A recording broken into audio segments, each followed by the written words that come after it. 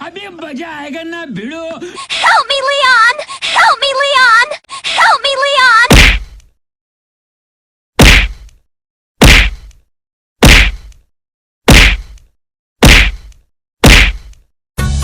चला गया चांद कहाँ।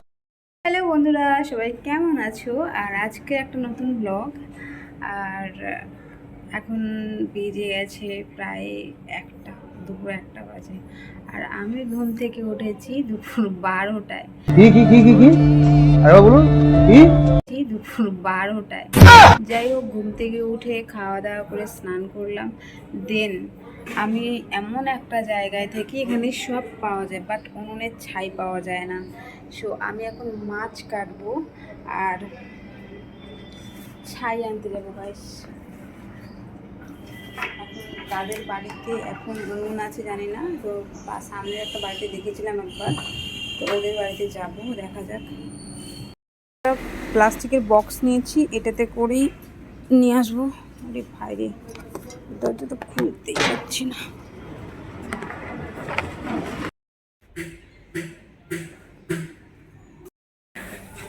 ছাই নিতে এসে দেখছি কি এখন তো গ্যাসের খুব প্রবলেম। দেখো, এখন উনুনে রান্না হবে বলে কাঠ কাটা হচ্ছে। হ্যাঁ, এটা কি দিয়ে কাঠ কাটছো তুমি?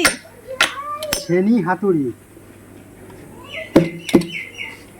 এই মোটা মোটা কাঠ দেখি।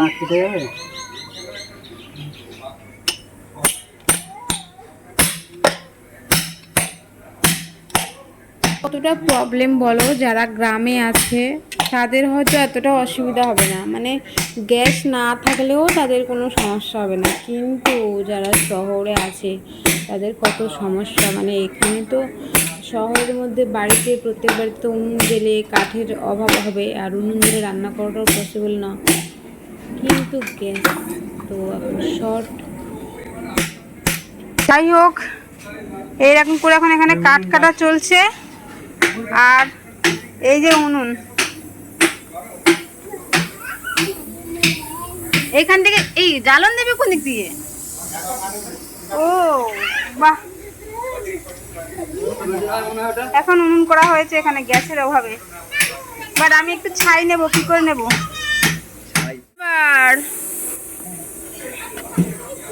ওই মা, আরে এই ছাই দিয়ে কি আর মাছ কাটা যাবে? এই ছাই দিয়ে হবে না, মাছ কাটবো।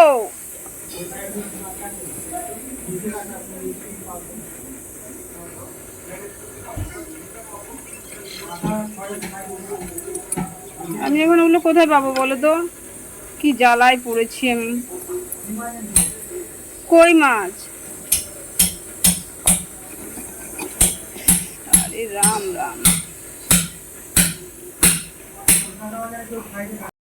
প্রচুর গরম, মানে যে নিয়ে যাচ্ছি ধোঁয়া বেরোচ্ছে, এরকম গরম ছাই। এই হলো কই মাছ। তোমরা তো জানো যে মা মাছ নিয়ে এসেছিলো বাড়ি থেকে, আগের ভিডিওতে তোমরা সবাই দেখেছো। আর ওই মাছগুলো জলের মধ্যে রাখা ছিল। এই দেখো ভাত দেখা যাচ্ছে, কিছু ভাত খেতে দিয়েছিলাম ওদেরকে আমি। আর এই কই মাছ এখন কাটা ভীষণ ঝামেলা। দেখো মাছে লাফিয়ে ছাইটা পুরো চারিদিকে ছড়িয়ে ফেলেছে। কই মাছ কাটা আর কই মাছ ধরা যে কী ঝামেলা, মানে কি কষ্টকর, কিন্তু রান্না করে খেতে তো সবই ভালো লাগে। একটু টেস্টি বাট একটু কষ্টকর। তবে হ্যাঁ, কই মাছ কিন্তু সহজে মরে না। আমি যে কত, মানে একটা মাছকে মারার জন্য কত চেষ্টাই না করতে হয়, অনেক আঘাতের পরে কই মাছ মরে, সহজে কই মাছ মরে না। অনেক চেষ্টা করেছি গাইস, অনেক কষ্ট করে মোটামুটি বেশ কিছু মাছ আমি ধরেছিলাম। আর মাছগুলো ধরা না, কই মাছ ধরা একটু টাফ আছে। ওই কানকো যে আছে, এই কানকোর কাছে চেপে ধরতে হবে। একটু মিস্টেক হলে কানকোর যে কাঁটাগুলো থাকে একদম হাতে ফুটিয়ে দেবে আর ভীষণ যন্ত্রণা করবে। অলরেডি মাছ কাটতে কাটতে আমার হাতে কাঁটা ফুটেই গেছিলো। আর মাছ ধরাটা খুব ভয়ের, মানে অনেক সাহস করে আমি একাই ধরছি, বাট আমার সঙ্গে কেউ থাকলে আমি নিজে ধরতাম না, তারে দিয়েই ধরাতাম। যাই হোক, আমি একে তো ধরে এখন মাছটা মারতে হবে, এছাড়া কোনো উপায় নেই। আর এরকম করে একটা একটা মাছ আমি ধরে ধরে মারছি, মানে মায়া লাগছে, বাট কী করবো, এটা তো আমার খাবার, খেতে তো এখন হবে। প্রত্যেকটা মাছ জ্যান্ত, একটু ছোট ছোট। কই মাছের টেস্ট কিন্তু আলাদাই, ছোট হোক আর বড় হোক, টেস্ট তো টেস্টই, তাই না? আর দেশের পুকুরের মাছ মানে এর টেস্ট তো আলাদাই হবে। আর ভালো কিছু খেতে গেলে তো একটু কষ্ট করতে হবে, কিছু করার নেই। যাই হোক, তোমাদের সাথে এই ভাট বকতে বকতে আমার এখন আমি 3টে মাছ রেখে দিলাম, পরে খাবো। আর যে মাছগুলো রান্না করবো আজকে সেই মাছগুলো আমি এখানে রেডি করে নিয়েছি। আর এই মাছগুলো এখন কাটবো, আর এই মাছগুলো 3টে মাছ রেখে দেবো, ওগুলো আবার জলে ভিজিয়ে রাখবো। মানে না হলে কই মাছ জলে রাখলে অনেক দিনই থাকে, একটু খাবার দিয়ে রাখলে অনেক দিনই থাকবে, আর জলে না রাখলে তো ওটা বেঁচে থাকা সম্ভব না, তাই না? যাই হোক, এই 5টা মাছ এখন আমি কাটবো আর ছাই নিয়ে নিয়েছি। আর এটা ভিডিও করার আমি যেহেতু আমার ক্যামেরাম্যান নেই, হ্যাঁ, তার জন্য এই মাছ কাটার যে মানে কঠিন দৃশ্যটা আমি তোমাদেরকে দেখাতে পারলাম না, সরি। মাছ এখন কাটা হয়ে গেছে, রান্নার জন্য রেডি। কই মাছ, ট্যাংরা মাছ, মানে এইসব মাছগুলো কড়াতে দেওয়ার পরে একটা সুন্দর দৃশ্য, যেটা কিনা মাছগুলো বেঁকে যায়, জ্যান্ত থাকে, বোঝা যায়। তো মাছগুলো এখন হালকা হালকা বেঁকে গেছে, কারণ একদম জ্যান্ত মাছ জাস্ট কেটে রান্না করছি, যার জন্য এরকম বোঝা যায়, মানে পুরো বেঁকে যায়, তার মানে বুঝবি যে মাছটা টাটকা ছিল। তো এই মাছটা তো টাটকাই ছিল, তোমরাও দেখলে, যার জন্য ভাজার সময় বেঁকে গেছিলো। আর কই মাছ তুমি যতই মচমচে করে ভাজো, কই মাছ একটু এরকম মানে খুব মচমচে হয় না অনেকক্ষণ টাইম নিয়ে ভাজলেও।